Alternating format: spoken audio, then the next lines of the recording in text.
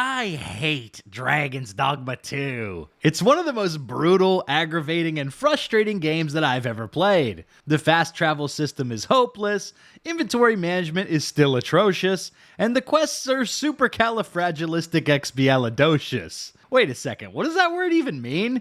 The quests are not very good is what I'm trying to say. And yet, despite its many flaws, I also love Dragon's Dogma 2. I'm completely addicted to the game, and I'm currently working my way through New Game Plus Plus. I've maxed out every vocation, finished the post-game twice, completed every quest, and collected almost every achievement in the game. Solar eclipse aside, I haven't seen the sun in 3 weeks because I've spent over 120 hours playing Dragon's Dogma 2. In this video, I'm going to do an in-depth critique of Dragon's Dogma 2. We're going to look at the gameplay systems, combat, story, and more. By the end of this video, we'll answer the question, how does this game inspire such a love-hate relationship in myself and many other players? A lot of what I say in this video is going to come off negative or harsh, so I want to reiterate that I do this from a place of loving the game.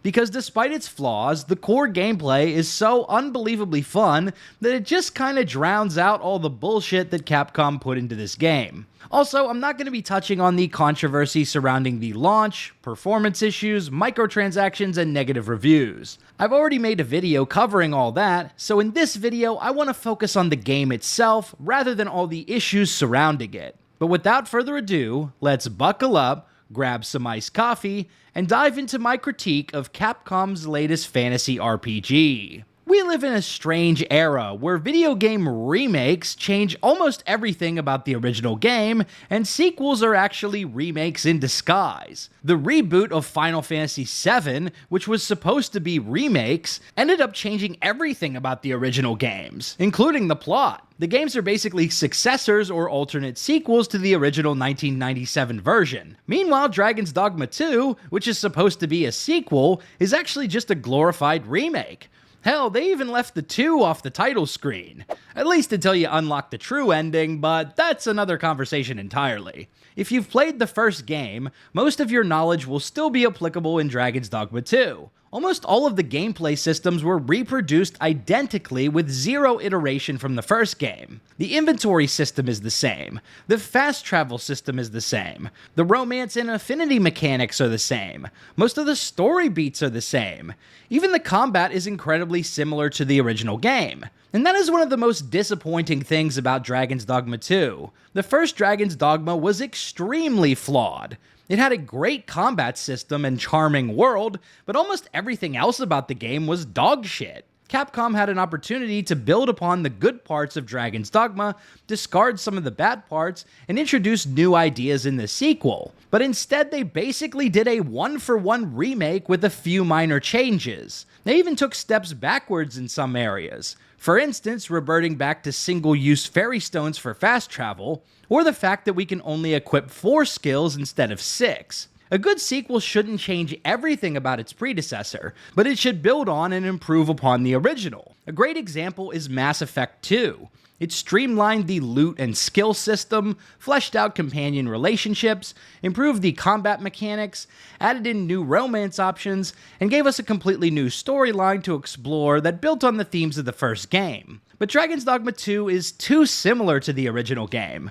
I get the sense that Hideaki Itsuno, the game designer for Dragon's Dogma 2, felt unfulfilled with the way the original Dragon's Dogma turned out. There were some ideas he wasn't able to put into the first game, so DD2 was kind of a do-over for him. So rather than building upon the first game, he essentially remade it and added in those ideas he wasn't able to explore back in 2012, like the inclusion of the Beastren race. But the fact that they didn't overhaul the inventory system, fast travel system, or the way they implemented romance, for instance, feels like a gigantic missed opportunity. And speaking of fast travel, this is a good time to go over one of the most contentious systems in Dragon's Dogma 2. Looking to travel faster than a rickety old ox cart that has a 90% chance of getting attacked by a cyclops?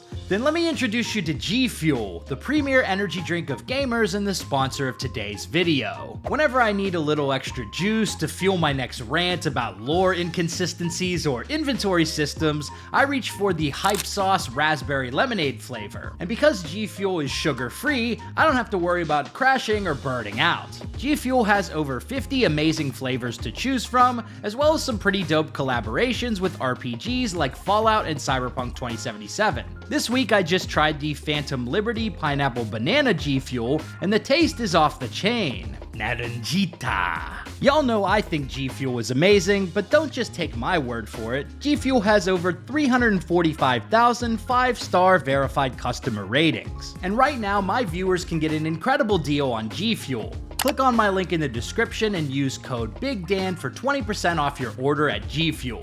Unlike most open world RPGs, fast travel is incredibly limited in this game by design. For starters, you need a consumable item called a fairy stone in order to fast travel. These items can be found in chests, received as quest rewards, or purchased from vendors for the low price of, let me see here, 10,000 gold? Jesus, I'm gonna go broke traveling in this game. Fairy stones are a precious resource, so you don't want to waste them traveling at random. Also, you can only teleport to locations that have port crystals. There are only 2 fixed port crystal locations on the entire map, in Vernworth and Harve, but you'll get additional ones that you can place at any location of your choosing. You can get a maximum of 6 port crystals in a single playthrough, but you'll most likely miss a few of them if you're not following a guide, considering you only get one of them from the main story. Aside from teleportation, you can also travel by ox cart to get to a handful of locations.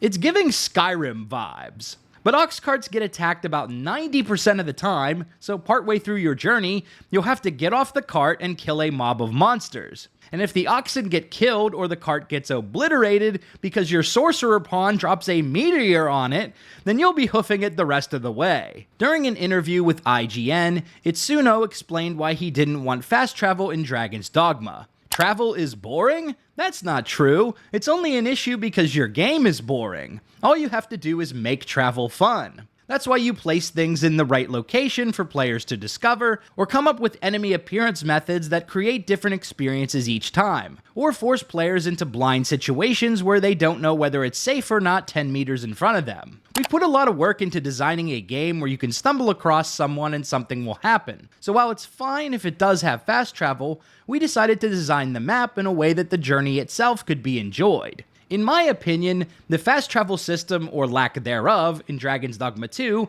fails in its core goal. Encouraging players to explore the world is a good thing. It can lead us to discovering cool and interesting things we would have missed if we were simply teleporting everywhere. But you will eventually reach a point in this game where you are backtracking through areas you've seen dozens of times. At this point, you're not exploring, you're just commuting, and it feels like a gigantic waste of time. This problem is amplified significantly by the quest design. It seems like absolutely no thought was put into the lengths players would have to go through to complete certain objectives, and the game isn't shy about sending you back and forth across the entire map for a simple side quest. Take Duren's quest to restore the Arborheart tree, for instance.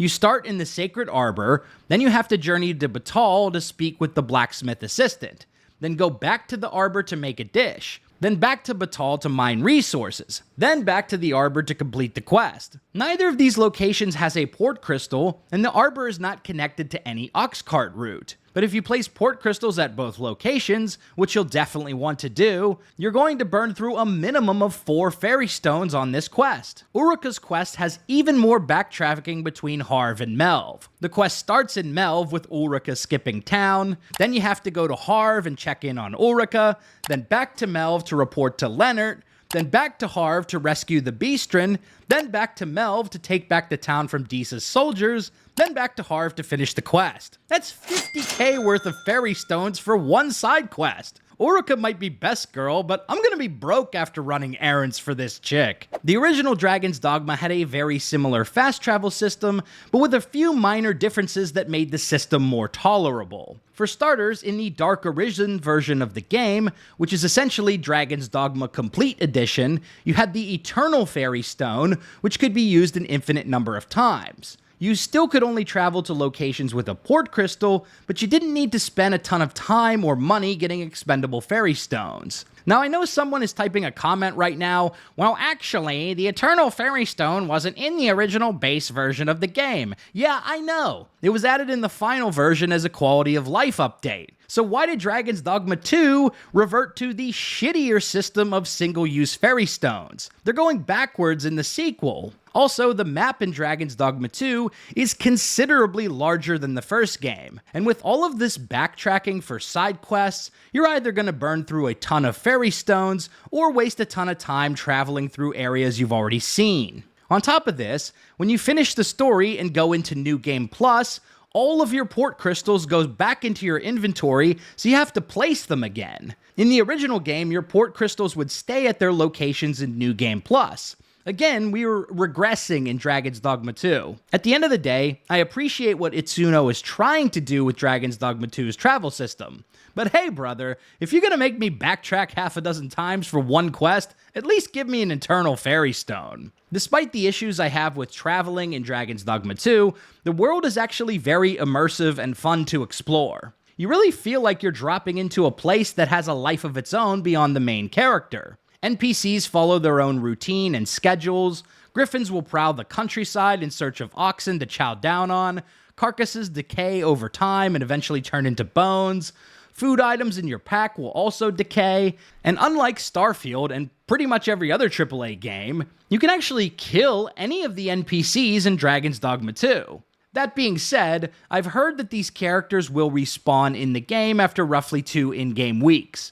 And you can revive characters with wake stones, so death has less consequences in this world, but at least the characters aren't arbitrarily invincible. Your actions in this world have an impact, and other events will happen outside of the player's influence, which gives a sense of realism to the game. One of my most memorable moments from the early game was getting into battle with a griffin who was swooping down outside the capital to feed on oxen grazing in a nearby field. Nighttime exploration is also legit. It gets pitch black outside at night, or when you venture into caves, so you need to equip a lantern if you want to see anything. And similar to Elden Ring, there are also unique enemies and bosses that you can encounter once the sun goes down. But by far the best part of Dragon's Dogma 2, and arguably the only reason to play the game, is the combat. There are 10 different classes called vocations, and each one offers a different playstyle which can completely change the feel of the game. Just to name a few examples, thieves can launch high damage spin-to-win attacks. Warriors deal massive damage with weighty abilities that take a long time to charge up. Sorcerers can conjure tornadoes and meteor storms, and magic archers can launch insanely powerful elemental arrow barrages. And the best part is, you're encouraged to switch between different vocations in a single playthrough. And when you switch to a new vocation, the progress you made on previous vocations isn't lost. At the heart of all these vocations is the fulfillment of a power fantasy. And I think that's one of the biggest reasons why Dragon's Dogma's combat is so compelling. You will feel like a god on the battlefield. It's exhilarating to obliterate multiple HP bars from a gigantic monster with a single attack. Oh, and another thing. I've seen a lot of people say that you have to play Dragon's Dogma 2 on controller. This game even has a prompt that pops up the first time you play, saying that controller provides the best experience. Don't let these notifications gaslight you, man. This game plays great on keyboard and mouse. Anyhow, another big appeal to the combat is that you can climb onto giant bosses and target their weak points. I mentioned this in my DD1 review as well, but if the fire giant from Elden Ring were in this game, you wouldn't just have to smack his ankles. You could actually climb up that mofo and attack his big old eye. Doing so allows you to stagger and topple enemies over, making them vulnerable to high damage critical strikes. Hilariously, there's even a unique animation for Cyclops. If you topple them over near a broken bridge, they will grab onto the bridge and just sort of hang out there. And if you cross over them, you'll unlock an achievement, which is pretty funny. Stamina regeneration is a lot more generous in this game. In the original, your stamina regenerated so slowly that you needed to carry around tons of consumables to top up during combat so you could keep using your abilities. But in DD2, this isn't as big of a deal because you can just kind of hang out for a few moments and let your stamina regenerate. You still have consumables if you need them, but they aren't as essential as they were in DD1. Oh, and they actually added dedicated keybinds for health and stamina items. In the first game, you had to pause the game by going into your menu in order to heal. You could keybind specific consumables on PC, but it would only apply to that specific item. So if you ran out, it wouldn't use the next available consumable, and you'd have to rebind the key to something else in your inventory. But there is a big downgrade to the vocations in Dragon's Dogma 2. For starters, each vocation can now only use one weapon, with the exception of Warfarer, the new jack-of-all-trades, build-your-own hybrid class vocation. Also, you can only equip 4 skills, down from 6 in the original game. And this really sucks because there are a lot of cool abilities, some of which are really situational. One major missed opportunity for Dragon's Dogma 2 is that the game hardly introduces any new enemy types. The only new mini-bosses I can think of are the Dullahan Headless Horseman and the Minotaur. But the other ones like Cyclops, Griffins, Magic Golems, and Chimeras were all in the first game. The same problem goes for basic enemy types. You will be fighting the same goblins, wolves, saurians, harpies, skeletons, and bandits for the entire game, and there's hardly anything new in terms of basic enemies. Another issue is that there's no selectable difficulty, and you will absolutely power creep most of the enemies by the end of the game, which becomes even more pronounced in New Game Plus. Once you get the hang of its rhythm, the combat in Dragon's Dogma 2 lacks any real challenge. The first game had a hard mode, and perhaps this game will get one in a future update, but as it stands, it's a bit too easy. But combat is not merely a solo adventure. You also have a group of pawns to follow you around. Pawns are essentially squad mates that follow the Arisen around and help out in combat. You can have up to 3 pawns in your party at a time. This consists of your main pawn, which you can customize and level up on your own, and 2 hired pawns which are created by other players. There are also some generic pawns made by Capcom, but if you're playing online, most of the pawns you will see were made by other players, which is pretty awesome. I've seen some pretty interesting ones based on other characters like Fenris from Dragon Age 2, Makoto from Persona 5, Harley Quinn, and even Johnny Silverhand. About 50% of the pawns are dressed in scantily clad armor, so DD2 is another W for the Coomers. When you dismiss a pawn from your party, you can rate them and give them an item, which will be transferred to the host player. And your pawn will also earn gifts from other players as well, which creates a sense of community within the game. If you want to hire my pawn, by the way, here's the ID to look her up in the game. Lore-wise, pawns are essentially husks with no will of their own, who follow the lead of the Arisen, aka the main character. In the first Dragon's Dogma, pawns were completely brain-dead. You couldn't rely on them for much of anything except maybe tanking or spot healing. Strider pawns were really the only ones who could deal any damage consistently. So have the pawns been improved in Dragon's Dogma 2? I've seen a lot of reviewers talking about how the pawn AI has been upgraded, and to that I say, Dragon's Dogma 2 pawn AI is definitely one of the AIs of all time.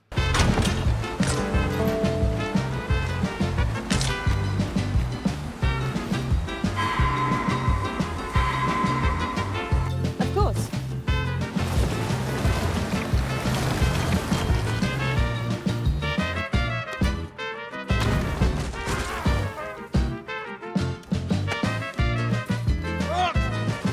Save your strength for our enemies, Arisen! All jokes aside, the pawns do perform better in combat in Dragon's Dogma 2, but somehow the pathfinding AI is far, far worse than the first game. I've had numerous occasions of my pawns getting stuck inside buildings or walls, jumping off cliffs, or falling into the brine. But just like the rest of the game, the pawns are a mixed bag, and sometimes they will really surprise you. Like you can direct your pawns to levitate up and loot chests that you otherwise couldn't get to. And I've even seen warrior pawns offer to toss you up to places that you'd not be able to reach on your own.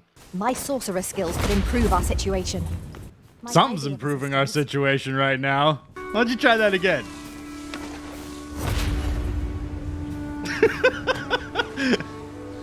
You're staring, Arisen. Has aught yonder caught your eye? But this only works some of the time. I've also had moments where mage and warrior pawns would simply not do these things for me, regardless of which command I gave them. And that's one of the downfalls of the pawn system in DD2. The commands just aren't specific enough to tackle every situation. You have 4 basic commands that you can give to your pawns: go, help, wait, or follow. Go is generally used for directing pawns to a location or to attack a mob. Help is generally used for healing, removing debuffs, or helping you up when downed. But what happens when you get mobbed by wolves? Well, in this case, you need your pawns to attack the wolves to break their grasp, but none of the commands are specific enough to trigger the attack. If you tell a mage pawn to help in this situation, they will just heal you, and the go command will not necessarily get them to attack. It's led to some funny moments that make for good stream content, but it's not particularly helpful. One other thing I forgot to mention in the combat section is that pawns take a longer time to revive in this game. This is a good change. In DD1, you could instantly revive them with one click, which meant it was pretty much impossible to die in a fight unless your main character died. So this adds a little more tension to the combat. Aside from janky pathfinding and unspecific commands, I have 2 pet peeves with the pawns in Dragon's Dogma 2. For starters, pawns that are roaming the world will automatically pull you into conversations to hire them. This happens with no input from the player, and even when you already have a full party. I don't know why Capcom did this. It's annoying and serves no benefit. I have a policy when dealing with such social ineptitude in Dragon's Dogma 2. Any pawn that interrupts my adventure is getting tossed. Arisen. I should have expected you may yet link.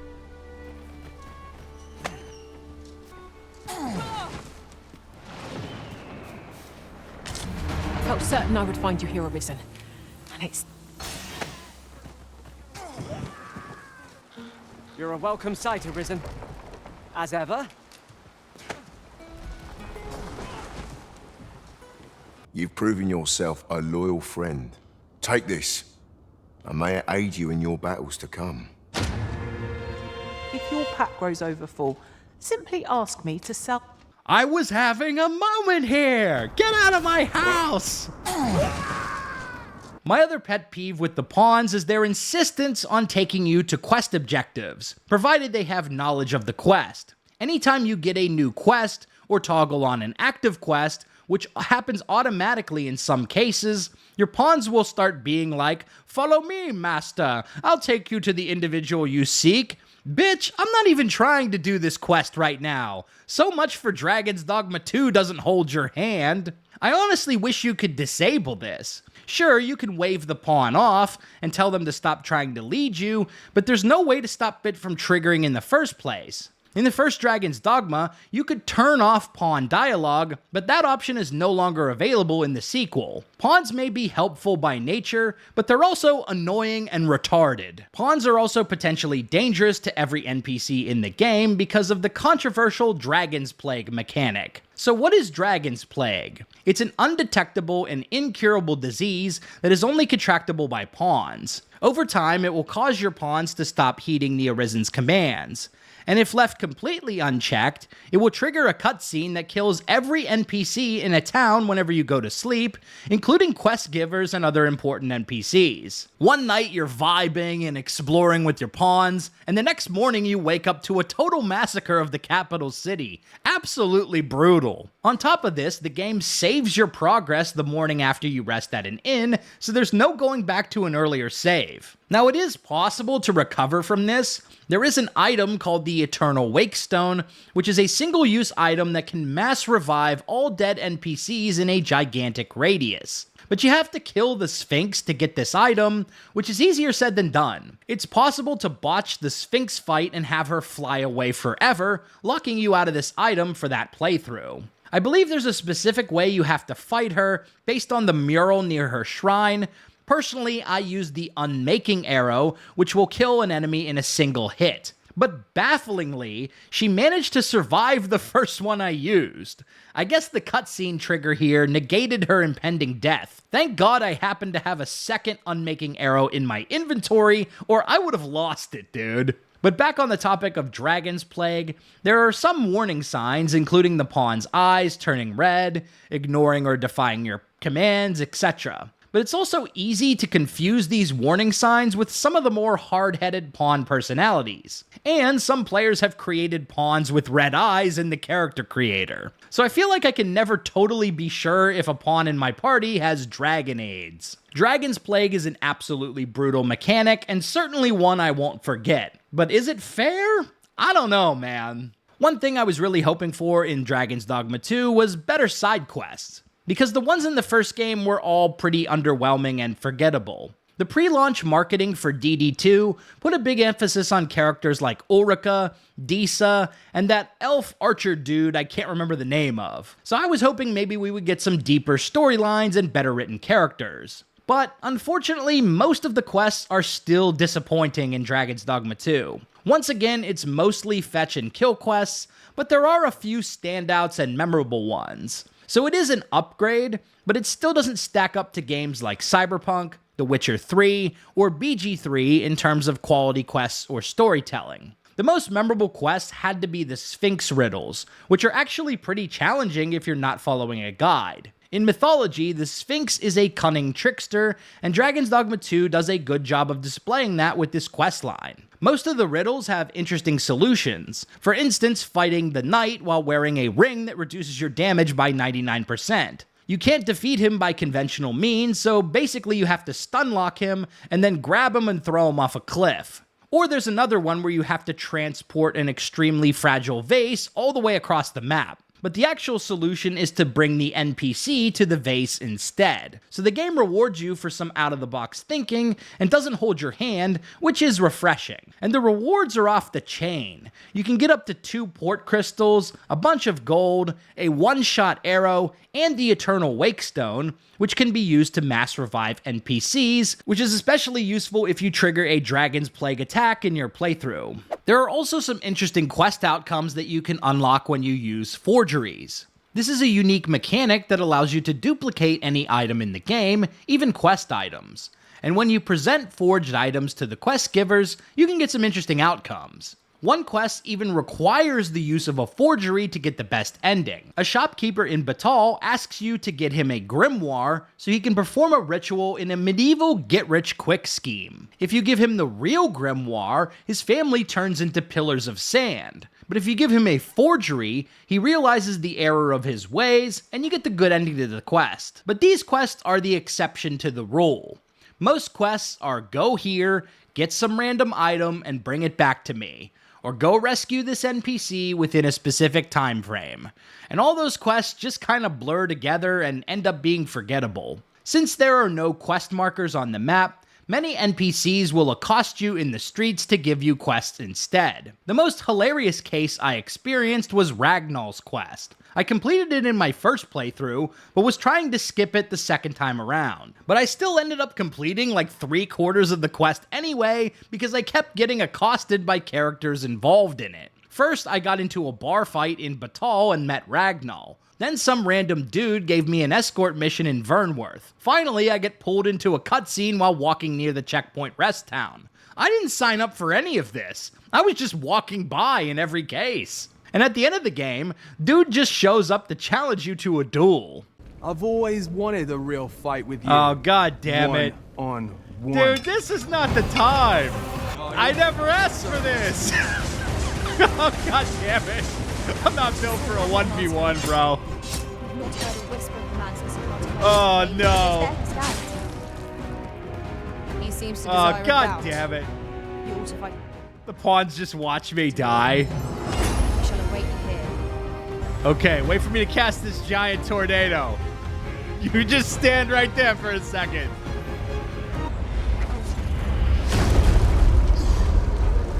It was a rotten night. I'm not sorry to see it.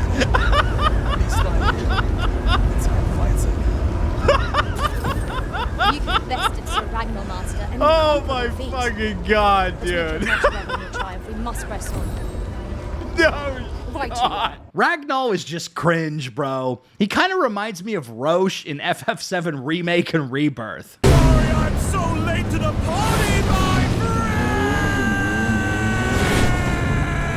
Dragon's Dogma 2 also has an annoying tendency of making you advance time to continue to the next part of the quest, so you have to go rest at an inn and come back later to do the next objective. It's completely arbitrary and adds nothing of value to the game. Dragon's Dogma 2 did add a few quests with love interests as well, but the results are kind of So has the romance been improved in Dragon's Dogma 2? No, it's still a complete joke. Despite the inclusion of romance questlines with characters like Ulrika and Wilhelmina, the player still has no direct say over who is your quote-unquote beloved. But I'm getting ahead of myself, so let's break this down. In the first Dragon's Dogma, all NPCs had approval ratings based on the things you say and do to them. The game will track this, and then automatically assign one of the highest rated NPCs as your beloved, which will essentially be treated as the protagonist's love interest during some cutscenes near the end of the game and in the epilogue. The main problem with this system is that you could not directly choose your beloved, so the game might end up assigning some random NPC you didn't care about as your love interest. You could influence the outcome by giving gifts to NPCs. Most notably, there was an item you could get called the Arisen's Bond, which would instantly max out an NPC's affinity. But this still wouldn't guarantee that that character would be your beloved, because if you maxed out your affinity with multiple characters, the game could still choose one of the other ones instead. And hilariously, Dragon's Dogma 2 has reproduced this dogshit system one for one. This is even funnier given the addition of major romance quest arcs with characters like Ulrika and Wilhelmina. Completing these quests will max out that character's affinity, but that's still no guarantee they'll be your beloved. So I went through this whole story arc where I helped Ulrika grow into a real leader and find a true home for herself, complete with a cute little romance scene on the beach. So surely she would be my beloved, right?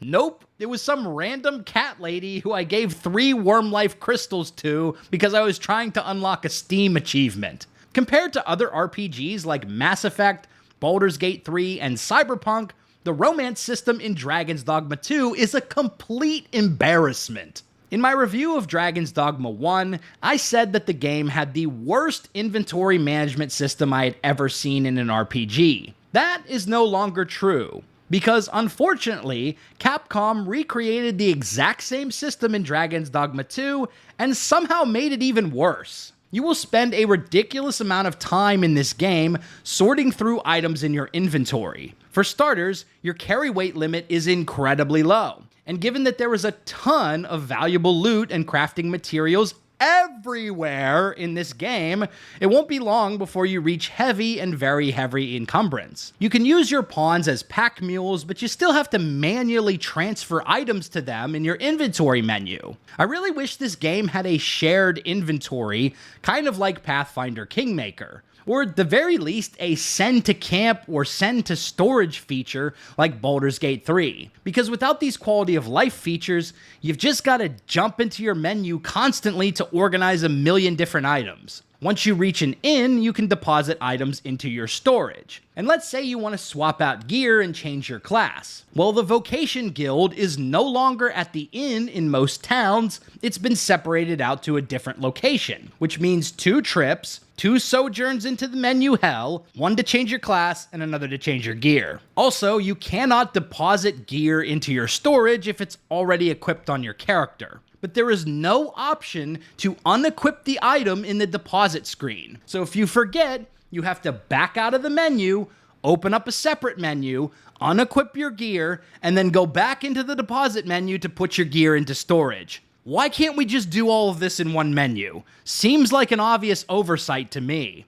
Another downgrade in Dragon's Dogma 2 is that you can no longer sell items to vendors from your storage. So anytime you want to sell off your gear, you have to go to an inn, withdraw all the items you want to sell, and then go to the vendor. Oh, and there's an upper limit on your storage, by the way, so you'll want to sell off items at some point. I play RPGs for a lot of reasons, but not one of them is to sort through inventory menus for hours on end. But there's no escaping the menus in Dragon's Dogma 2. So hey, Dan, calm down. What's the big deal, man? Okay, so here's the deal. This is one of the best ways I can think to describe Dragon's Dogma 2.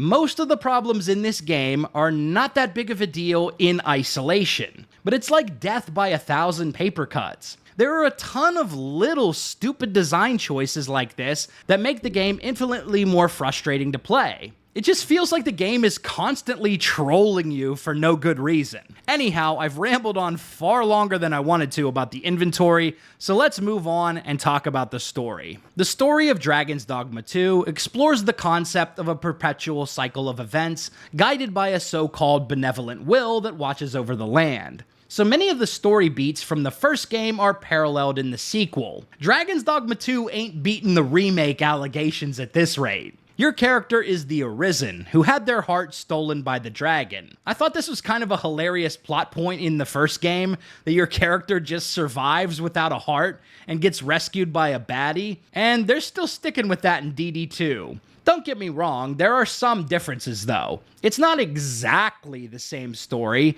but if you looked at an outline of each game's plot, the similarities are overwhelming.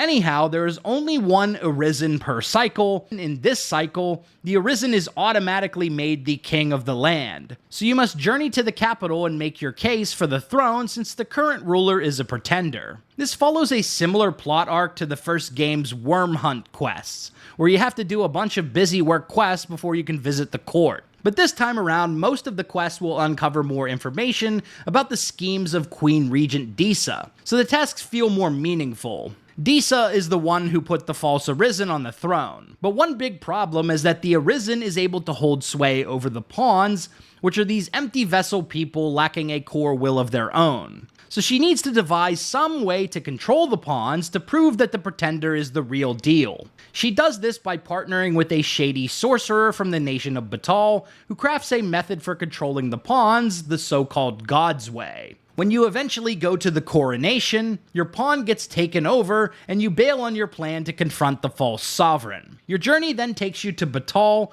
where you seek to learn more about the shady sorcerer, Phasis, and the God's Way. After doing some busy work and talking to a few different NPCs, you'll uncover an ancient shrine in Harv, and meet the ghost of Rothace, a former Arisen who defied the Great Will, and was forever cursed to sit on his throne while his kingdom perished. Rothace gives us a depleted God's Bane blade, and we have to partner with Phasis' assistant to restore its power. And this next part makes no sense to me. After finishing this, we're given the objective to deliver the God's Bane blade to Phasis.